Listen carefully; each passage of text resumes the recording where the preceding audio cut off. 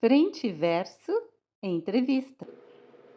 Olá, bem-vindos ao Frente e Verso Entrevista. Eu sou Silvana Monteiro e para compor a entrevista de hoje nós temos o pastor Misael da Ademar de Guarulhos, o pastor Robson Isidoro da Reformados em Cristo, também de Guarulhos, e o apóstolo Vanderlei Dalvite do Centro Apostólico Aderê. Eu quero pedir para vocês já se inscreverem no canal, curtir e compartilhar. Fiquem à vontade para colocar a sua opinião, fazer a sua pergunta, lembrando que sempre com muito respeito e seguindo as diretrizes da plataforma. E para nós iniciarmos o nosso bate-papo de hoje, eu cumprimento os nossos convidados. Olá, pastor Misael, tudo bem? Tudo bem, Silvana. É um prazer estar aqui. Sou uma representante da Ademar de Guarulhos. Estou muito feliz de participar dessa entrevista aqui com o nosso apóstolo Vanderlei, representando aí a rede apostólica. Muito obrigado pela oportunidade. Eu que agradeço. Olá, pastor Robson, tudo bem? Olá, tudo bem? Quero agradecer a oportunidade aqui. Faço parte aqui do Ministério Reformados em Cristo, de Guarulhos também. E hoje vai ser um dia muito especial, recebendo aqui o nosso amigo. Então, quero agradecer a oportunidade. Eu sei que hoje vai ser um dia bem especial. Muito obrigada, pastor Robson. Olá, apóstolo Vanderlei Dalvite. Muito obrigada por ter aceito o nosso convite. Seja muito bem-vindo. Obrigado. Sou pastor Vanderlei, apóstolo, profeta também, e trabalho mais no Rio Grande do Sul, algumas igrejas em outros locais. Estou radicado na cidade de Veracruz, faço parte da rede apostólica cristã, com o apóstolo Ricardo Wagner, estou à disposição. Muito obrigada. Nós gostaríamos de começar, então, com o senhor dando uma breve explicação do que é essa rede apostólica. A rede apostólica cristã surgiu a partir de uma necessidade que nós percebemos de restaurar a igreja na terra à semelhança de como era a igreja primitiva. As igrejas se estruturaram nos últimos anos como denominações, onde tem um líder e esse líder é como que o chefe ou o senhor, né, de toda aquela estrutura, numa estrutura piramidal. E esse líder geralmente é inquestionável, é uma espécie de papa evangélico, e a gente entendeu que não era assim que acontecia a igreja nos dias dos apóstolos, e que elas eram igrejas que respeitavam os apóstolos, a autoridade dos apóstolos, mas elas eram igrejas, de certa maneira, que caminhavam de uma liderança local. E nós entendemos então que são igrejas do que chamamos de interdependentes. Não são independentes, de maneira que o líder local faça o que quer, como quer, sem nenhuma diretriz, mas também não são dependentes de outra estrutura, a ponto delas terem sempre que se deportar a uma estrutura superior para qualquer decisão. Então, dentro dessa necessidade que vimos, as igrejas terem sua interdependência na sua cidade, vimos a necessidade de criarmos essa rede apostólica para dar suporte aos pastores, fundamento apostólico e profético e também aquilo que pode ser chamado de cobertura espiritual. Maravilha. Pastor José, o senhor tem alguma pergunta específica? Sim, com certeza. Eu queria entender do nosso apóstolo como surgiu o entendimento que todas as igrejas precisaram ser completas pelos 5 ministérios.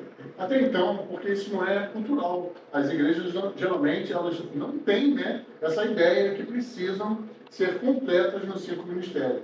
Como surgiu e como tem implantado isso nas igrejas que o senhor passa? As igrejas se tornaram igrejas pastorais nos últimos anos, isto é, um líder que é chamado de pastor, ele centraliza o trabalho da igreja. Por isso a maioria das igrejas não passa de 50 pessoas ou 70 pessoas, porque a capacidade máxima que o pastor tem para coordenar pessoas. Alguns conseguem furar essa bolha, estabelecendo algum tipo de liderança, descentralizando o pastorado, colocando outros pastores ou ou de alguma maneira se tornando igrejas como que igrejas empresas, igrejas no modelo de administração empresarial. Mas no mais, boa parte das igrejas do Brasil, elas são igrejas pastorais e que elas ficam limitadas ao trabalho do pastor. E dá a entender que esse trabalho é bastante limitado. A igreja não entendia Efésios 4:11, que diz que Deus estabeleceu uns para apóstolos, outros para profetas, outros para evangelistas, outros para pastores e mestres, e para o desempenho do seu serviço, até que todos cheguem ao pleno conhecimento da fé. Então, não se entendia que era necessário 5 ministérios hoje. Muitos entraram na ideia do cessacionismo em termos de dons, e também no cessacionismo em termos dos 5 ministérios. Agora a pergunta é, se não há mais apóstolos nem profetas, por que há evangelistas e por que há pastores? E por que há professores? Então, se há evangelistas, pastores e professores e mestres na igreja, também há profetas e apóstolos. Então se entende que uma igreja funcional precisa ter essas características dos 5 ministérios para ela ser mais saudável. Senão ela vai focar mais numa característica e ela vai, então, deixar de lado outra característica. Apóstolo, eu tenho acompanhado o senhor nas redes e eu vejo que o senhor fala alguma coisa sobre restauração da igreja, né? O que seria essa restauração da igreja? Restauração da igreja porque a igreja está longe de ser aquilo que Deus sonhou. Deus sonhou com um tipo de igreja. Jesus deixou para os apóstolos uma ideia de igreja, de eclésia, uma ideia do que é ser apostólico, do que é ser uma eclésia. E essa eclésia se tornou um movimento linkado aos imperadores, ao Império Romano, ficou linkado ao poder político e se distanciou muito. Então a igreja de Roma em 1500 estava tão longe daquilo que surgiu como igreja dos apóstolos em Jerusalém, que quase que não se reconheceria ela mais, não teria como que reconhecer. Se você pegasse o modelo igreja dos apóstolos em Jerusalém, comparando com a igreja de 1500, você diria, não é a mesma coisa em hipótese alguma, né? Por isso, então, Lutero começou a restauração da igreja. Lutero, juntamente com John Wesley, começaram a restauração da igreja, mas ainda de maneira tímida. Se restaurou coisas importantes, mas de maneira ainda tímida. Depois vieram outras reformas, chegou depois o pentecostalismo em 1906 na Rua Azusa dos Estados Unidos, que restaurou os dons para hoje, mas ainda é necessário que se restaure muitas coisas, né? Então, a Bíblia diz que toda a criação espera ansiosamente pela manifestação dos filhos de Deus. Então, de alguma maneira, os filhos de Deus precisam se manifestar a este mundo de uma maneira bem diferente do que tem se manifestado até agora. Então, nós não vamos ter credibilidade na sociedade apenas sendo religião, apenas sendo evangélicos, apenas sendo trabalhando no monte da religião. Nós vamos ter relevância na sociedade trazendo a manifestação do reino de Deus através dos filhos de Deus em todas as áreas da sociedade. Precisamos restauração nesse sentido. Tá, Pastor Robson, alguma conclusão, alguma pergunta? Sim. Apóstolo Vanderlei, para as pessoas entenderem um pouco melhor, como que é o funcionamento de uma igreja apostólica? Os seus cultos, né? A comunhão das pessoas, a vivência entre a sua liderança e as pessoas que estão se achegando dentro do ministério.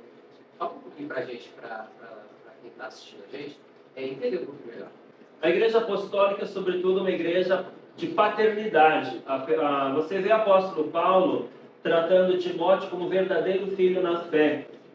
Você vê também ele falando com Tito. O apóstolo Paulo é o principal modelo apostólico para a igreja, porque é o apóstolo aos gentios, é o apóstolo para nós, né?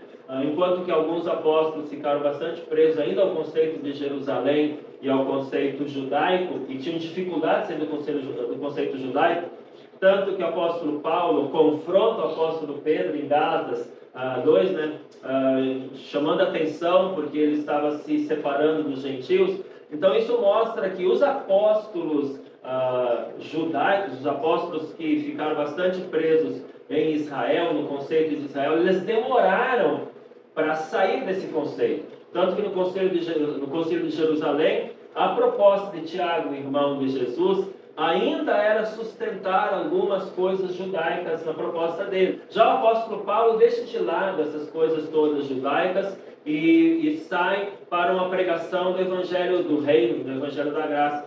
Então o apóstolo Paulo é o nosso principal modelo. O funcionamento de uma igreja apostólica verdadeiramente tem que ter paternidade. No nosso caso, nós exercemos paternidade mediante grupos pequenos. Nós chamamos de grupos células. Então, não há como ter paternidade sem grupos pequenos, porque não há como alguém dizer que é pai falando sempre a milhares de pessoas. Milhares de pessoas vêm até o culto, ele diz que é pai, não conhece ninguém pelo nome, não sabe de nada da vida de praticamente ninguém, e às vezes nem quer saber. Tem muitos desses apóstolos que botam até uma redoma de vidro entre eles e o povo, porque nem quer saber do problema do povo. Então, isso não é paternidade. Paternidade é que cada pessoa da igreja esteja sendo atendida, esteja sendo cuidada. Alguém da estrutura do pastoramento da igreja sabe que aquela pessoa está com aquela necessidade, está com aquela luta, e então esse líder vai acompanhar a vitória dessa pessoa, até que ponto ela venceu. Vai acompanhar também se essa pessoa fez um curso e não fez outro, fez um treinamento, mas não fez outro. Se ela está tendo alguma dificuldade com a sua família, com o seu casamento, com pais e filhos, assim por diante. Então, só é possível exercer uma liderança apostólica numa igreja onde há pequenos grupos. Senão, esse grupo, essa pessoa está dizendo que existe paternidade na igreja, mas é falácia. Porque não tem como alguém exercer paternidade de centenas ou milhares de pessoas ao mesmo tempo, sem conhecê-las e conhecer os seus problemas. Alguém quer fazer alguma pergunta? Sim. Eu não sei se eu estou bem certo. Deus se revelava ao homem, no período dos patriarcas, de uma forma teofânica. Depois, até Moisés, talvez, né? Talvez de Moisés para cá, através de juízes, através dos profetas. Jesus Cristo é o último profeta e nós temos a necessidade ainda desses profetas, conforme a Bíblia está falando, porque ela se manifestava de uma forma teofânica. Hoje talvez não mais, porque não há necessidade. Dos profetas também. Jesus Cristo seria o último profeta? Ou como entender isso? Não, nós precisamos do ministério profético, porque você vai ver Paulo, diz que sobre Paulo em Antioquia, havia em Antioquia profetas e mestres. E desses profetas e mestres, entre os profetas e mestres estava Saulo, estava Barnabé, e esses profetas e mestres foram levantados como apóstolos depois. Então o apóstolo Paulo também era profeta e também era mestre. Então nós vemos também que Filipe tinha um ministério profético forte, e nos 5 ministérios nós entendemos que Deus deu os apóstolos e profetas para a igreja. Nós vemos também em Coríntios que Deus deu primeiramente uns para apóstolos, depois profetas, depois operadores de milagres nessa lista de dons. Nós precisamos dos profetas hoje, não porque precisamos de revelação teofânica, mas porque precisamos que a igreja tenha características ministeriais proféticas. O profético é que discerne os tempos. Profético é aquele que discerne o tempo em que nós estamos vivendo. Então você vê que Ágapo, bem após Jesus, Ágapo era profeta. E ele discerniu que o apóstolo Paulo seria preso em Jerusalém. Então, como havia profetas durante a igreja primitiva atuando, também é necessário profetas hoje. Uma igreja que não tem a característica de profeta nela, isto é, que não tem dons proféticos, é uma igreja bastante morta, é uma igreja onde o céu não fala muito com ela, a pessoa fala muito a partir do Logos. Então nós temos o Logos e o Rema. O Logos é aquilo que lemos na Bíblia, interpretamos de maneira gramaticalmente interpretamos, e o Rema são palavras que vêm falar conosco nesse tempo. Então, mesmo a pessoa que acredita que não há mais profetas hoje em dia, mas se ela acha que existe palavra rema, se ela acha que ela vai ler na Bíblia algo, e esse algo é tirado de contexto para dar mensagem para alguém hoje, isso é profético. Isso já é profético, é uma característica profética. Então, a igreja que vai ser uma igreja vencedora nos últimos tempos, é uma igreja apostólica, profética, uma igreja que tem as características dos 5 ministérios. Não é a mesma característica profética do Antigo Testamento. É uma característica profética do Novo Testamento. Nada mais pode ser acrescentado à Bíblia, mas o profético vai ajudar a entender a Bíblia no tempo de hoje. Maravilha. Boa explicação. Talvez fosse a dúvida de muitas pessoas, né? Porque hoje nós pastores liberamos palavras proféticas na vida da igreja. Isso é maravilhoso, né? O que acontece. Muito obrigado. Eu gostaria de saber sobre o protagonismo cristão. O cristão, ele tem que ter uma vida atuante somente dentro da igreja ou em demais áreas da sociedade? Esse é um conceito que surgiu mais recentemente, a necessidade de sair das 4 paredes da igreja, né? A necessidade de Deus se manifestar na sociedade. Nós acostumamos com a ideia de Deus ser religioso, mas Deus não é religioso, Deus não é evangélico, não é católico, nem judeu. Deus não é religioso. Quando Deus fez o homem lá no Jardim do Éden, Deus não fez Adão e Eva e disse, agora eu vou fazer uma igreja para vocês me cultuarem ali. Deus vinha no jardim, Deus vem na terra, Deus vem nas cidades, Deus está aqui em Guarulhos, Deus está em São Paulo, Deus está no Rio Grande do Sul, no Brasil, nas nações. Então Deus é um Deus de nações, Deus não é um Deus religioso. E nós que colocamos Deus numa caixinha religiosa, infelizmente. Mas agora nós estamos entendendo então que a igreja precisa sair do ambiente religioso e se posicionar no mundo. Para isso nós então entendemos que existem as 7 esferas de influência da sociedade, que é a esfera da mídia e religião. A igreja ou o povo de Deus precisa estar na mídia e nas artes. A artes e a mídia precisa ter representação do reino de Deus, como tinha até na Idade Média, todos os artistas da Idade Média fizeram obras, né? Leonardo da Vinci, Michelangelo fizeram obras cristãs, obras sacras. Eu fui na Capela Sistina, né, no Vaticano, e está lá obras de Leonardo da Vinci, a mão, o dedo de Deus tocando o homem, a obra da criação. Então, nós temos que retomar isso.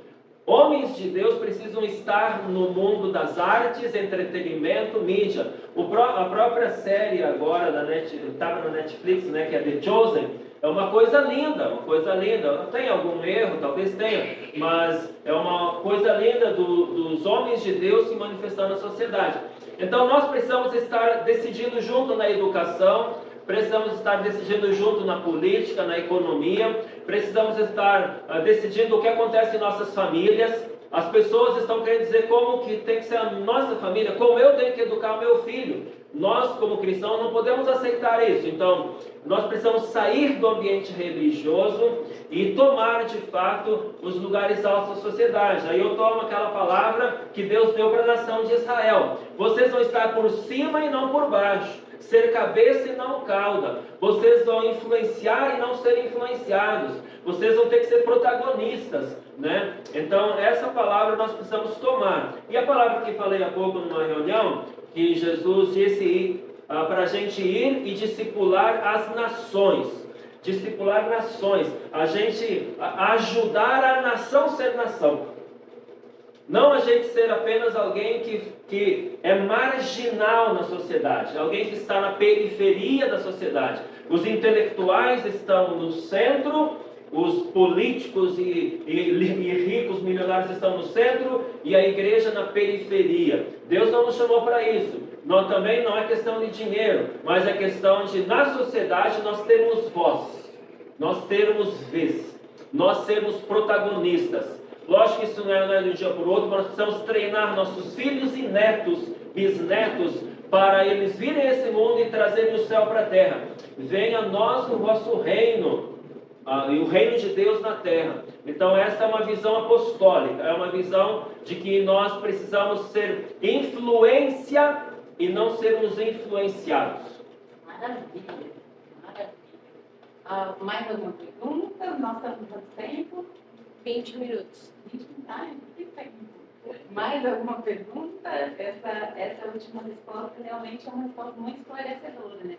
Às vezes a gente acha que realmente, no começo da minha... Eu, na verdade, não nasci na igreja, mas aí acabei me convertendo verdadeiramente a Cristo depois. E quando você começa a se relacionar ali com a palavra e no ambiente religioso, entre aspas, a gente acha mesmo que a política também tinha essa posição que a igreja e política não deviam se misturar, né? Religião é uma coisa, política é outra, e acho que tem muita gente que ainda pensa assim. Então, essa resposta é muito esclarecedora para a gente, né? A igreja tem que estar realmente inserida em vários ambientes, em várias áreas, para influenciar, né, positivamente as outras pessoas, embasadas na palavra de Deus. Amém.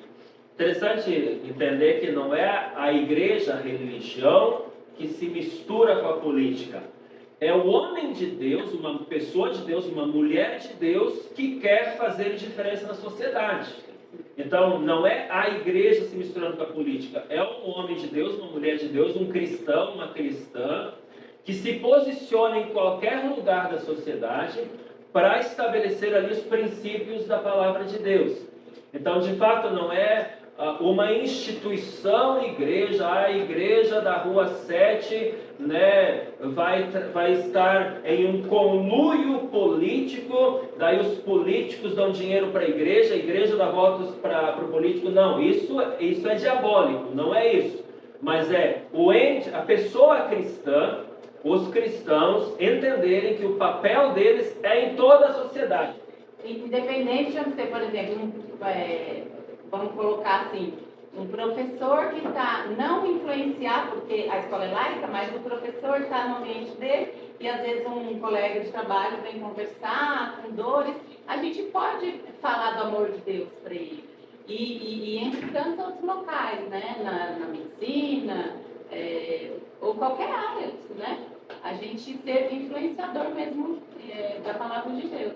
Pastor Watson?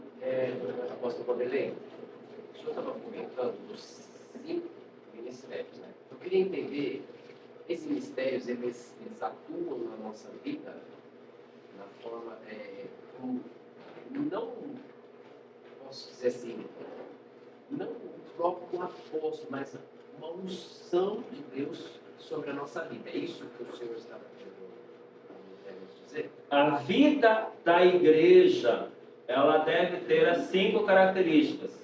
Característica apostólica, profética, evangelística, mestral e pastoral.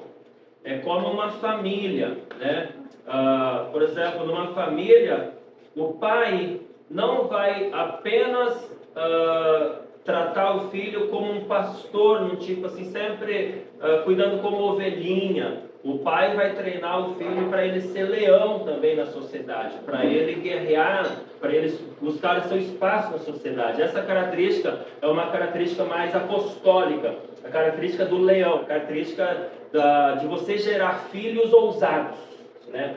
O profético é uma característica mais de águia, é a característica em que o pai vai treinar o filho para ele voar alto e ver alto, ver coisas que outros não veem. A águia vai ver coisas que outros não veem. Então, a característica profética na igreja, ela vai ser usada nesse sentido, de dar para os filhos, sejam eles dezenas, centenas ou milhares, os filhos essa característica de águia, de voar alto e ter uma visão além do que outros estão vendo, né? E aí entra o sobrenatural, entra dons, entra revelação, entra sonhos, né? Entra o profético, entra palavras de conhecimento, palavras de sabedoria, aí entra então a profecia. Aqui entram os dons de revelação e além também de uma característica no espírito profético, que é de entender o tempo. Então, é preciso que haja essas características dentro da igreja. Não que uma pessoa específica faça isso, mas que todas as pessoas, em linhas gerais, percebem que o funcionamento daquela casa, daquela igreja, daquela família cristã, ela tem todas essas características. E que não foque apenas numa, mas em todas elas. Apóstolo, eu tenho uma pergunta. Mais obrigada. Eu tenho uma pergunta. A palavra de Deus diz que Deus não faz nada na terra sem antes avisar os seus servos, os profetas. Eu quero saber, eu ouço alguns profetas e eu tenho ouvido falar muito sobre o avivamento prometido, e principalmente que esse avivamento vem a partir do Brasil, e mais especificamente, com um grupo de oração que eu participo, esse avivamento iniciará no sul do país. E eu quero saber o seguinte, Deus não faz nada na terra sem avisar os seus servos, os profetas. Isso ainda faz parte, também para para essa dispensação que nós vivemos, a dispensação da graça. E o que o senhor entende sobre o avivamento e se sim, esse avivamento está para vir, está para acontecer? Essa palavra é a antiga aliança primeiro. Ela era literal para a antiga aliança, que Deus só agia na nação depois de revelar para os profetas. Agora nós temos a Bíblia que nos traz um monte, né, toda a revelação importante. Mas espiritualmente, como uma característica importante para a igreja, essa palavra é válida. Mas Deus revela para quem está procurando entender. Aquele que tem ouvidos, ouça o que o Espírito diz à igreja. Então, digamos assim, hoje em dia, quem vai ouvir de Deus é quem está procurando ouvi-lo mesmo, quem está procurando entender a sua voz. Então, de fato, Deus pode trazer revelações diferentes, que está mais perto, que vai acontecer certas coisas, que esse ano vai acontecer certas coisas. Nós temos o que chamamos de guia profética, que certos apóstolos e profetas lançam geralmente para o ano. Nós honramos muito um homem de Deus chamado Roni Chaves, que ele tem uma tônica boa de entender os tempos, entender o mundo, e nós respeitamos a guia profética dele. Então, esse é um homem de Deus que geralmente lança uma palavra profética da característica de como está andando as nações e o que Deus quer fazer, qual é que é a tônica de Deus para aquele ano, naquela nação e assim por diante. Então isso é algo importante a se pensar. Sobre avivamento, de fato, nós estudamos os avivamentos durante a história da humanidade e nós vimos que todos os avivamentos começaram e terminaram. Tiveram um começo e um fim. E que alguns produziram coisas boas realmente, alguns nem dá para saber o que de fato sobrou, né? O avivamento de Toronto, no Canadá, o que de fato sobrou de Pensacola também, foram bênçãos de Deus realmente, né? O apóstolo Ricardo esteve em todos esses avivamentos, participou das reuniões lá, mas o que a gente entende que não pode mais ser apenas um avivamento comum e normal, que começa e termina e passa e passou. Nós precisamos de um mover dos santos, o mover de Deus. O avivamento geralmente começou com uma pessoa num lugar. Isso não nos resolve o problema mais. Nós precisamos de um mover. É aquilo que nós chamamos do mover dos santos, que de novo está em Efésios 4:11. Então, os 5 ministérios vão preparar os santos para o desempenho do seu serviço. O grande mover de Deus não deve começar com um profeta, com um apóstolo, com uma pessoa. mas deve ser pelos santos, pela igreja como um todo, mover de milhares ou milhões de pessoas na terra. Esse é um mover que vai continuar, multiplicar, continuar e preparar a terra para a volta de Jesus. Então não é mais um movimento que acontece apenas num lugar, mas ele pode começar a partir de um lugar que se espalha para o mundo. Para o mundo, para a igreja, né? Isso. A igreja Nós verdadeira. acreditamos também que possa ser no Rio Grande do Sul e nós estamos nos preparando para isso. Nós estamos preparando, justamente tudo que nós estamos falando aqui, de preparar pessoas, treinar pessoas, fazer uma igreja para filhos e netos. Estamos realmente preparando pessoas com muita fundamentação, que não é só oba-oba, que não é só um movimento, que não é só uma onda, que não é só arrepios. Estamos preparando pessoas com livros, escrever muitos livros, muito treinamento sobre isso, para que isso perdure, para que isso fique, para que esse início de mover que pode acontecer através do sul do Brasil comece de lá e se espalhe, mas não vai ser uma onda que passa, porque nós vamos estar passando para filhos e netos todo o treinamento, todo esse espírito apostólico profético, toda essa paixão por ganhar a próxima geração, todo esse peso, né, esse encargo que nós temos de fazermos a diferença nessa terra.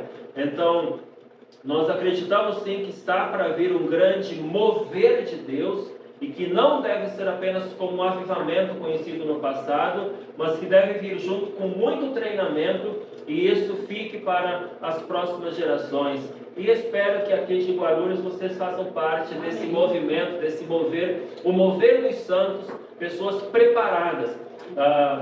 Sobre profético e João Batista, fala o seguinte, que ele viria para levantar um povo preparado.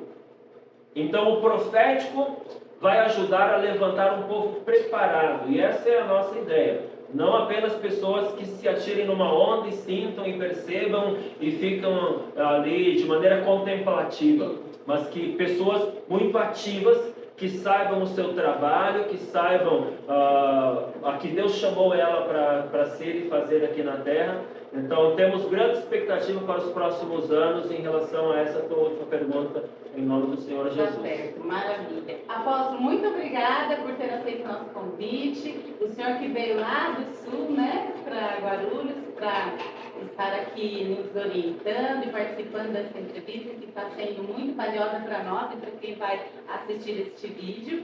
Quero agradecer também a participação do pastor Misael, do pastor Robson, e para que nós agora façamos as nossas considerações finais.